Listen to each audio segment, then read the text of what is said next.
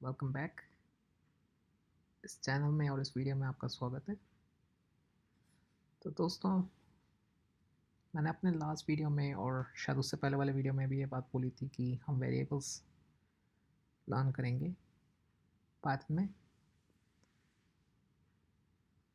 तो दोस्तों, सबसे पहले बात तो ये होती है कि वेरिएबल्स होते क्या हैं।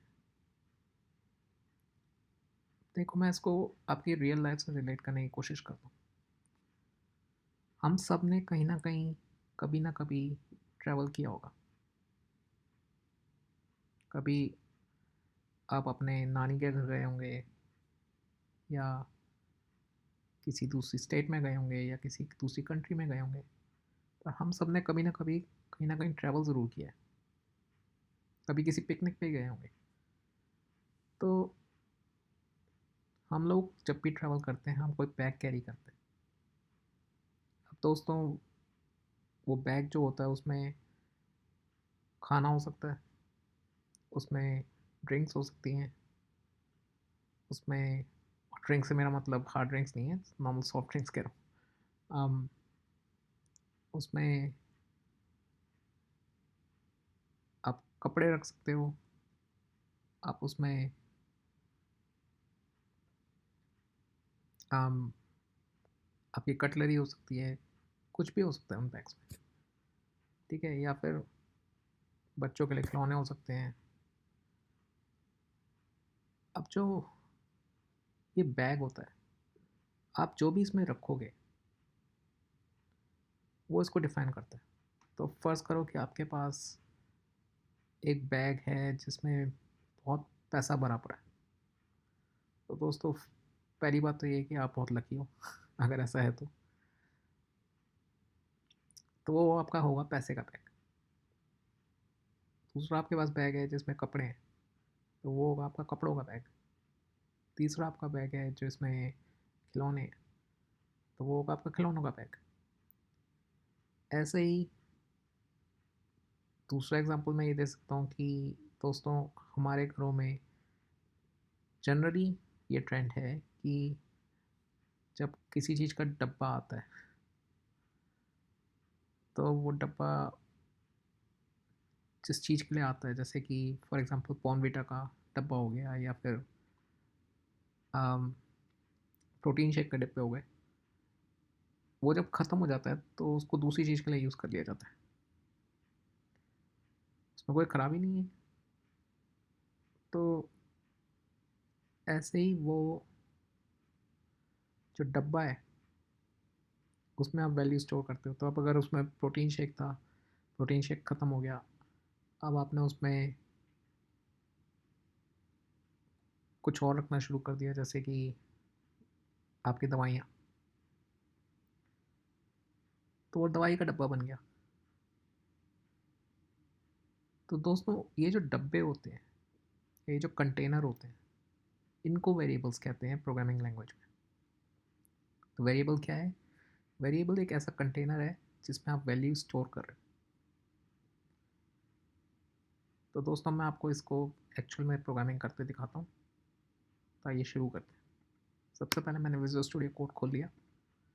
मैं एक नई फाइल बना रहा हूँ और मैं इसको सेव कर रहा हूँ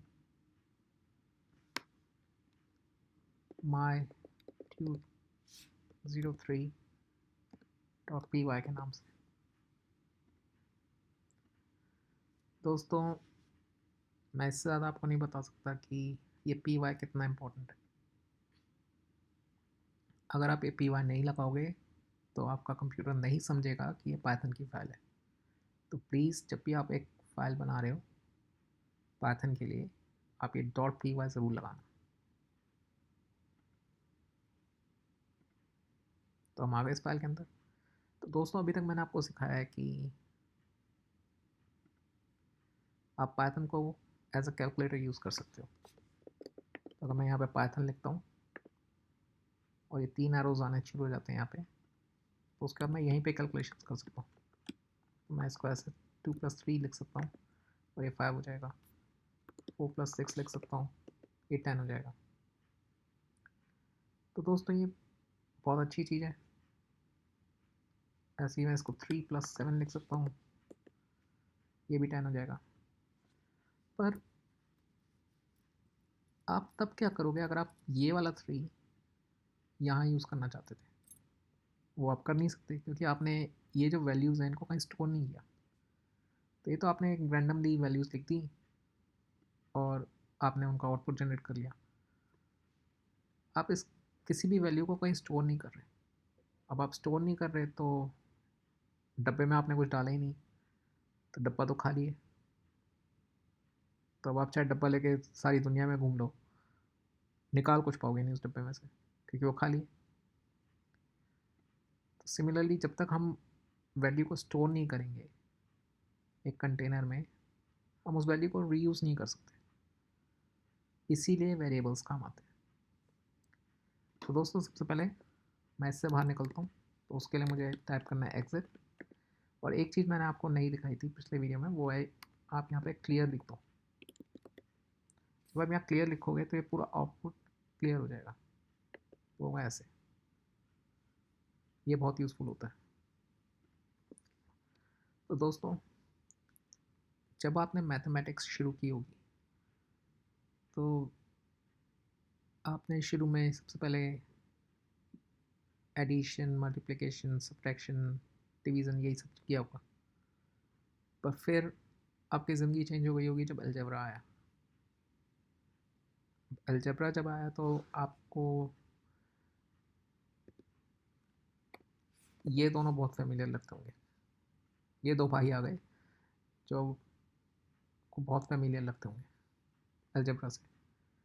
तो दोस्तों हम लोग ना इनको प्रोग्रामिंग में भी बहुत यूज़ करते हैं। एक्स वाई जी, जो कि जेड होता है, ए बी आई जे, ऐसी वैल्यूज़ जब कुछ कोई वेरिएबल का नाम नहीं होता ना तो हम इनको यूज़ कर लेते हैं। तो हम भी वही करते हैं। चलो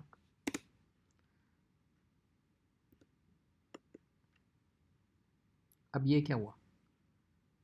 तो दोस्तों मैं चाहता हूँ कि मैं नंबर 3 को एक्स में स्टोर कर दूँ।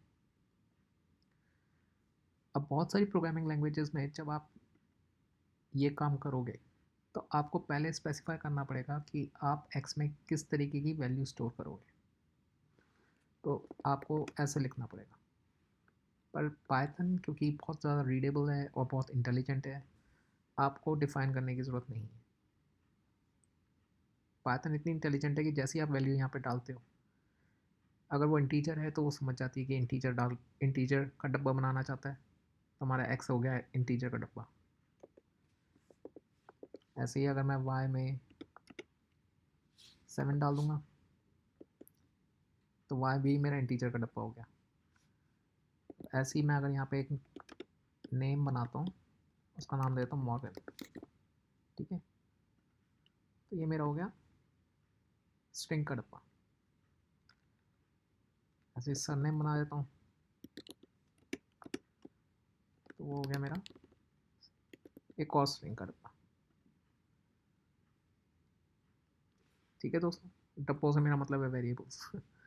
तो अब यहाँ तक तो सब ठीक है, हमने ये वेरिएबल्स क्रिएट कर लिए।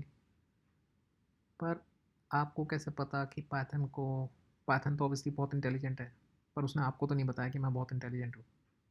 आपको क्या पता कि पाइथन ने ये समझ लिया है कि इंटीजर का ही डब्बा है? तो दोस्तों उसको देखने के लिए आप यूज़ करोगे टाइप एक्स। अब जब आप ये यूज़ करोगे तो कुछ होगा नहीं। वो क्यों? क्योंकि आप इसको प्रिंट नहीं कर रहे। आपको दिखाता हूँ, मैंने इसको प्ले किया तो कुछ हुआ ही नहीं, क्योंकि आपने पूछा टाइप क्या है, पाइथन ने बोला हाँ टाइप ये है, पर आपने टाइप को प्रिंट करने के लिए नहीं बोला। तो अगर आपको देखना है कि टाइप क्या है तो आप यहाँ पे ऐसे लिखोगे प्रिंट टाइप एक्स। अब जब आप रन करोगे तो आपको दिखाएगा कि एक्स की क्लास इंटीजर है, मतलब कि एक्स में जो वैल्यू स्टोर है वो इंटीजर है। ऐसे ही अगर मैं यहाँ पे प्रिंट टाइप वाई करता हूँ, फिर से वो ये दिखाएगा कि क्लास इंटीजर है। ठीक है, अब अगर मैं यहाँ पर प्रिंट टाइप नेम कर दूँ तो क्या दिखाएगा? तो दिखाएगा क्लास स्ट्रिंग है। वो क्यों? क्योंकि यहाँ पे हम एक चीज़ डाल रहे हैं जो कि डबल कोट्स के अंदर है, तो ये स्ट्रिंग है। अब स्ट्रिंग क्या होता है दोस्तों? स्ट्रिंग होता है नाम वगैरह या कोई कोई भी चीज़ जिसमें अल्फ़ाबेट्स होते हैं। इंटीजर क्या होते हैं? कोई भी नंबर विदाउट डेसिमल प्लेसेस। अब अगर आपको कोई डेसिमल वाले नंबर डालने हैं तो आप यूज़ करोगे फ्लोट। तो यही होते हैं इंट, स्ट्रिंग, फ्लोट, जो कि डिफरेंट तरीके के वेरिएबल्स बनाए जाते हैं। ठीक है, डबल भी होता है ऐसे ही, वो लंबे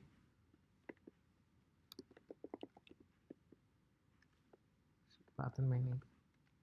दोस्तों आप ये समझ लो कि ये 3 सफिशिएंट है अभी। ठीक है,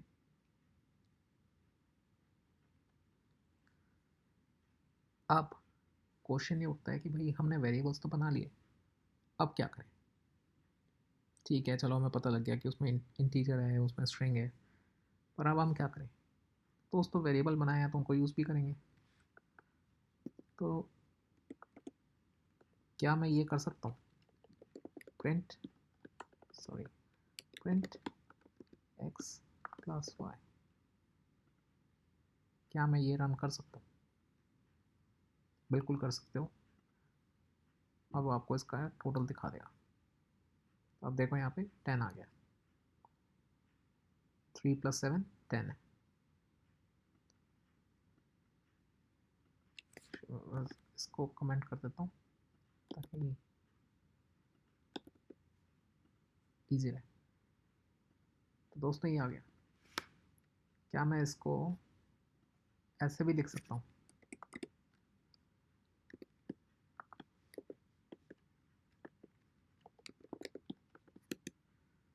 क्या मैं x + y की वैल्यू एक और वेरिएबल में स्टोर करके उस वेरिएबल को प्रिंट कर सकता हूँ? हाँ दोस्तों, बिल्कुल कर सकते हो, तब भी 10 ही आएगा। चलो बहुत बढ़िया, यहाँ तक तो सब ठीक है कि आप दो नंबर्स को ले रहे हो, उनको ऐड कर रहे हो और उस वैल्यू को प्रिंट कर रहे हो। बहुत बढ़िया। क्वेश्चन ये उठता है, क्या आप सेम काम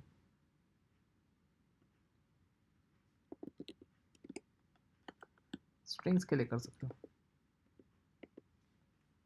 ऐसे तो क्या होगा? तो दोस्तों होगा ये कि नंबर्स होते हैं ऐड, स्ट्रिंग्स होते हैं कॉन्कैटिनेट। कॉन्कैटिनेशन से मेरा मतलब ये है कि वो एक के बाद एक लिख देता है। तो मैं आपको दिखाता हूँ। अब हमारा आउटपुट आया मॉर्गन फ्रीमैन, तो उसने मॉर्गन लिखा, उसके बाद फ्रीमैन लिख दिया। इस चीज़ को कहते हैं कॉन्कैटिनेशन। मैं चाहूँ तो यहाँ पे स्पेस दे सकता हूँ और इसका नाम प्रॉपर बना सकता हूँ। तो ये हो गया मॉर्गन फ्रीमैन, प्रॉपरली आउटपुट आ गया हमारे पास। तो दोस्तों चलो ये भी बढ़िया है कि आपने दो स्ट्रिंग्स को ऐड कर दिया, कॉन्कैटिनेट कर दिया, और दो नंबर्स को हमने ऐड कर दिया। यहाँ तक सब ठीक। अब दोस्तों एक चीज़ मैं आपको दिखाना चाहता हूँ, वो है ये।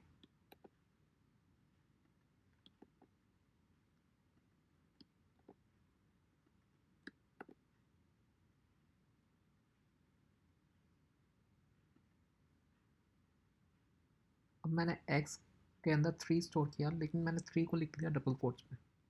ऐसे ही मैंने y के अंदर 7 स्टोर किया, पर 7 को लिख दिया मैंने डबल कोट्स में। तो अब क्या होगा?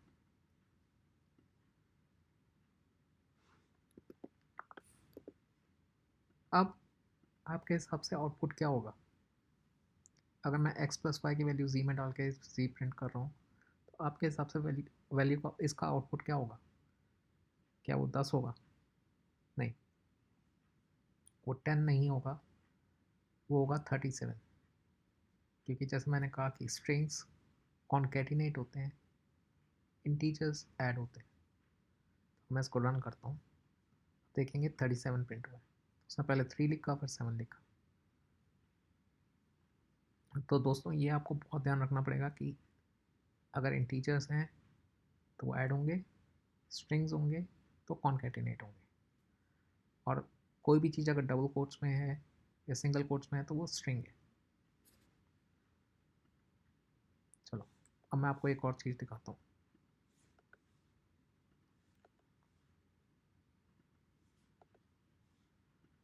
लेट्स से कि एक्स और वाई हमारे इंटीजर्स ही हैं और ये नेम सरनेम मॉर्गन फ्रीमैन ही है।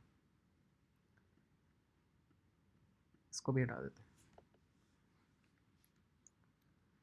अब लेट्स से कि मैं चाहता हूँ कि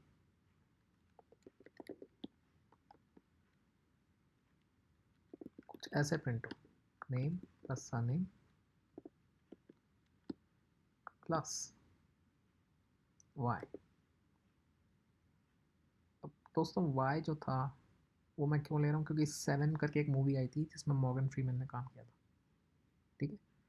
तो इसलिए मॉर्गन फ्रीमैन एक एक्टर है और वाई हमारा 7 था, तो मैं इसलिए उसको ऐड कर रहा हूँ। और मैं इसके बाद थोड़ा सा स्पेस भी दे सकता हूँ।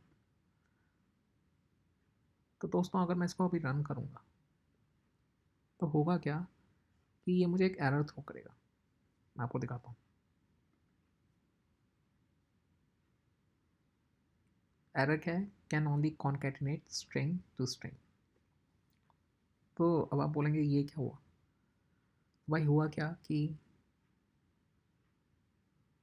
वाई तो था आपका इंटीजर, नेम और सन नेम थे आपके स्ट्रिंग, आपने लगा दिया प्लस।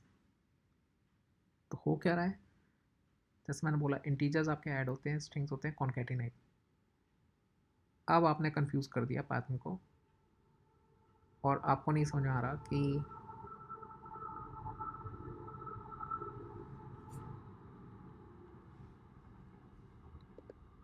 पाइथन ये नहीं समझ पा रहा कि आप इसको ऐड करना चाहते हो या फिर आप कॉन्कैटिनेट करना चाहते हो। तो दोस्तों हम इसको कैसे सॉल्व करेंगे, हम इसको टाइप कास्ट करेंगे।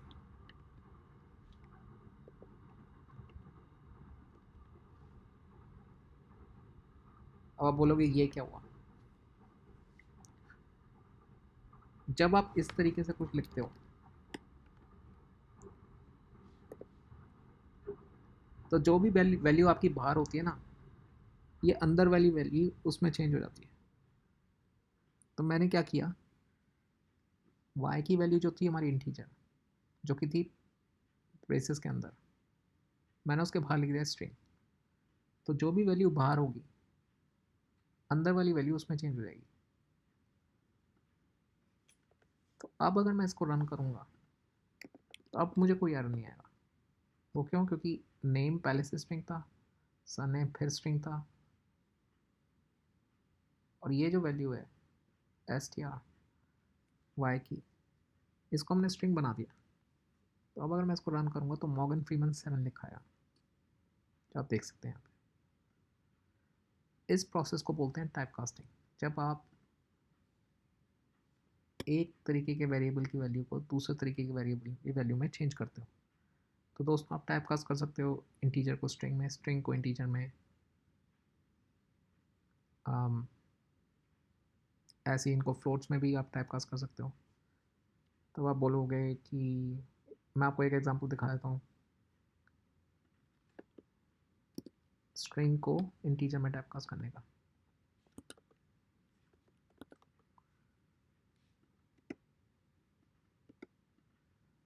मैंने एक जी वेरिएबल बनाया, उसमें लिख दिया 20, ठीक है। तो अगर मैं इसको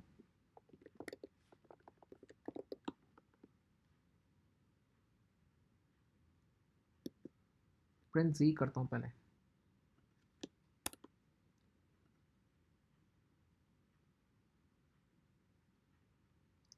तो आउटपुट आएगा 20। तो दोस्तों जो 20 प्रिंट हुआ है ना, ये इंटीजर नहीं है, ये एक स्ट्रिंग है, क्योंकि आपने स्ट्रिंग बनाया था, आप उसको प्रिंट कर रहे हो। और ये आप चेक कैसे कर सकते हो, मैंने शुरू में बताया था इस वीडियो के, टाइप सी। आप देख सकते हो क्लास आई है स्ट्रिंग। तो ये जो 20 है हमारा, जो कि जी वेरिएबल में स्ट्रिंग स्टोर्ड है, वो एक स्ट्रिंग है। पर अब अगर मैं इसको यहाँ पे इंट लिख देता हूँ,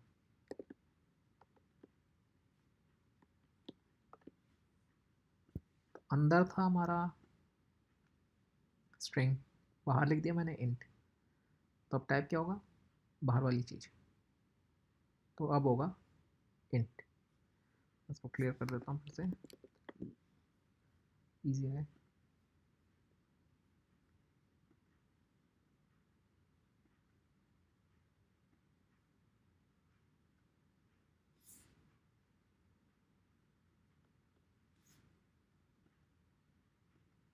एक चीज़ मैं आपको दिखाने भूल गया,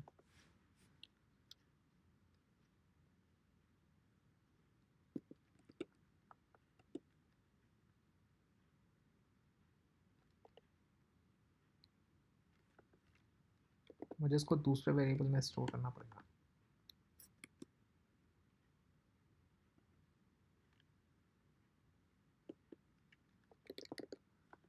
और अब अगर मैं इसको प्रिंट करूँगा,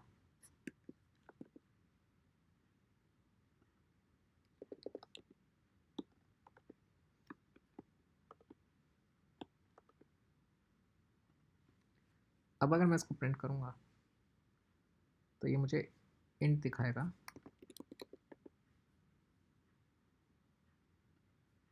क्लास इंट।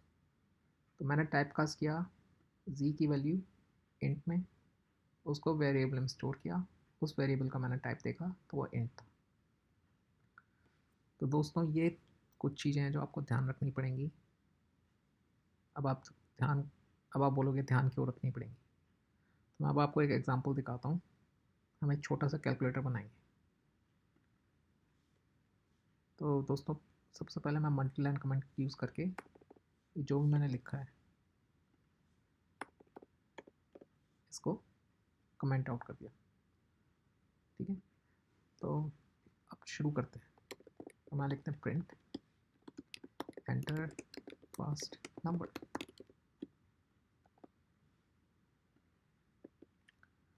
और उसके बाद हम लिखते हैं यहाँ पे num1 is equal to input, print enter second number,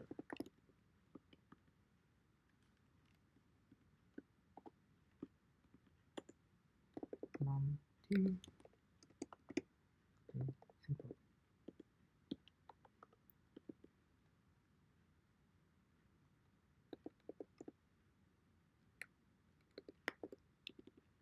is equal to num2 num1 plus num2 print num3। अब आप बोलोगे भाई तूने क्या कर दिया। तो दोस्तों मैंने क्या किया है, सबसे पहले मैंने एक प्रिंट स्टेटमेंट लिखी, मैंने बोला एंटर फर्स्ट नंबर।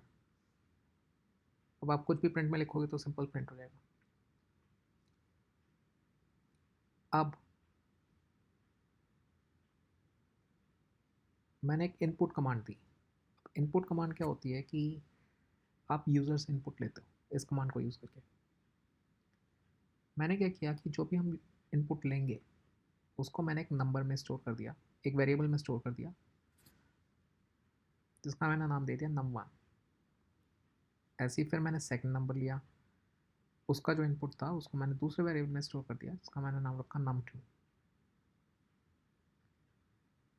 और उसके बाद मैंने num1 प्लस num2 ऐड करके num3 में डाल दिया, और फिर मैं num3 को प्रिंट कर रहा हूँ। तब आप कहोगे प्रोग्राम बिल्कुल ठीक है, कोई प्रॉब्लम नहीं है। हाँ दोस्तों प्रोग्राम बिल्कुल ठीक है, पर आपकी इच्छा अनुसार काम नहीं करेगा। वो मैं आपको दिखाता हूँ क्यों। इसको रन करते हैं। एंटर फर्स्ट नंबर, तो मैंने बोला फर्स्ट नंबर है मेरा 4, एंटर सेकंड नंबर 6। तो आपके हिसाब से आउटपुट क्या होगा? आउटपुट 10 होगा? नहीं, आउटपुट होगा 46। वो पूछो क्यों? क्योंकि जब भी आप इनपुट कमांड यूज़ करते हो, जो वैल्यू होती है वो एज अ स्ट्रिंग स्टोर होती है। तो ये num1 num2 जो है ना, ये स्ट्रिंग स्टोर कर रहे हैं। आप इस पर खाली होवर करके देख लो तो आप देख सकते हो कि num2 में स्ट्रिंग है, num1 में भी स्ट्रिंग है। जो भी आप वैल्यू इनपुट में लेते हो यूज़र से, वो एक स्ट्रिंग है। और जब आप स्ट्रिंग्स को ऐड करते हो प्लस लगा के, तो वो कॉन्कैटिनेट होते हैं, वो ऐड नहीं होते। अब अगर मैं एंटर दबाऊंगा तो आप देखोगे आउटपुट है 46। तो दोस्तों यहीं पे आपका कैलकुलेटर फेल हो गया। अब आप कहोगे कि भाई ये तो काम ख़राब हो गया, हम तो ऐड करना चाहते थे। तो सिंपल है दोस्तों, जैसे मैंने अभी बताया आपको, यहाँ लिख दो इंट,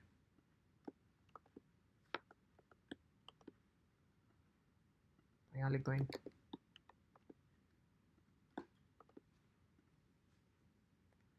अब क्या हुआ, आपने इन वेरिएबल्स में इनपुट लिया जो कि अभी भी स्ट्रिंग है, यहाँ पे भी स्ट्रिंग है, और ये num3 के अंदर जब हमने डाला तो हमने उसको चेंज कर दिया इंट में, टाइप कास्ट कर दिया कि बाहर हमने इंट लिखा है, इंट में टाइप कास्ट हो गया, num3 में इंट आ गया। जब हमने प्रिंट किया num3 तो वो इंटीजर वैल्यू होगी। तो चलो इसको प्रिंट करके देखते हैं। Enter first number 4, sorry 4, enter second number 6। अब अगर मैं एंटर दबाऊंगा तो आउटपुट आएगा 10। आप देख सकते हैं 10। तो दोस्तों ये थे वेरिएबल्स और इनको टाइप कास्ट करना। अब अगली वीडियो में मैं आपको एक एक्सरसाइज देने वाला हूँ।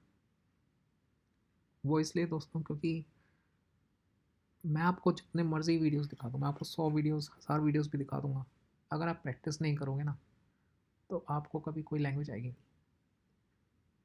प्रैक्टिस बहुत ज़रूरी है। अगर आप नहीं करोगे आप नहीं सीख सकते। आपको अपना एफर्ट डालना पड़ेगा। और दोस्तों ये खाली एक प्रोग्रामिंग लैंग्वेज की बात नहीं है। अगर आप हिंदी, इंग्लिश या कोई भी और लैंग्वेज सीखते हो, अगर आपने एफर्ट नहीं दिया होता बचपन में तो आप वो लैंग्वेज अभी तक नहीं सीख पाते। आपको लैंग्वेज समझनी पड़ती है, अपना एफर्ट डालना पड़ता है, तब जाके आप उस चीज़ को सीखते हो। तो दोस्तों ये मत सोच लो कि एक वीडियो मैंने देख लिया तो मुझे आ गया।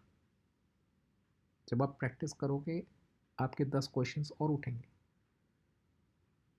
आप उनको सॉल्व करने के तरीके ढूंढोगे। तो प्लीज़ प्रैक्टिस करो। मैं भी आप अगले वीडियो में आपको एक एक्सरसाइज देने वाला हूँ। एक चीज़ जो मैं आपसे चाहता हूँ वो ये है कि दोस्तों इन वीडियोस को प्लीज़ लाइक करो, इनको शेयर करो और इस चैनल को सब्सक्राइब करो। मैं देख रहा हूँ काफ़ी लोग खाली वीडियोस वॉच कर रहे हैं, ना वो लाइक कर रहे हैं ना वो सब्सक्राइब कर रहे हैं। दोस्तों सपोर्ट शो करो ताकि मैं और वीडियोस बना सकूँ, डाल सकूँ और मैं आपको ये सिखा सकूँ। मैं जानता हूँ ये एक बिगनर्स प्रोसेस है और ये वीडियोस बिल्कुल बिगिनिंग से शुरू हो रहे हैं, पर दोस्तों ज़रूरी है क्योंकि फंडामेंटल्स बहुत ज़रूरी है सीखने। तो प्लीज़ मेरी आपसे रिक्वेस्ट है, इन वीडियोस को लाइक कीजिए, शेयर कीजिए, सब्सक्राइब कीजिए, कमेंट कीजिए इन वीडियोस पे, अपना एक्सपीरियंस बताइए और प्रैक्टिस कीजिए। प्रैक्टिस बहुत ज़रूरी है। आप इस चीज़ को 10 बार कीजिए, 20 बार कीजिए, 50 बार कीजिए, अलग अलग तरीक़ों से कीजिए, तब आपको आएगा। प्लीज़ कीजिए और मुझे बताइए और मैं आपसे मिलता हूँ आगे की वीडियोज़ में। Thanks for watching guys, stay safe, stay healthy.